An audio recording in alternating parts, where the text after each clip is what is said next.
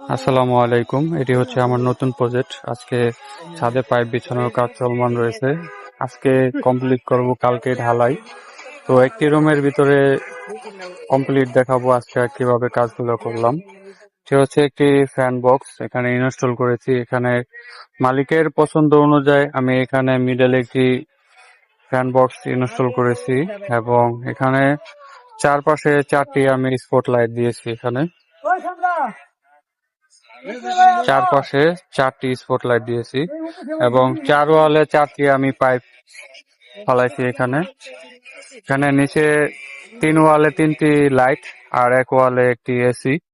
এজন্য আমি 4টি লাইট পাইপ ফালাইছি ও 4 ওয়ালে। আর এখানে হচ্ছে চারপাশে 4টি পাইপ ফালাইছি এবং এখানে এই রুমের জন্য আমি আলাদাভাবে সার্ভিস লাইন টানছি। এটা হচ্ছে সার্ভিসের লাইন, এটা হচ্ছে এইচডিবি থেকে সোজা এই রুমের জন্য আলাদা আমি পাইপ টানছি। এই হচ্ছে আমাদের কাজ। আমাদের কাজগুলা কেমন হয়েছে অবশ্যই কমেন্টে জানাবেন। কোনো কাজ চলমান রয়েছে এইচডিবি বোর্ডের, এখনো কাজ চলতেছে। এটা হচ্ছে সামনের নাক, এটা হচ্ছে কাজ।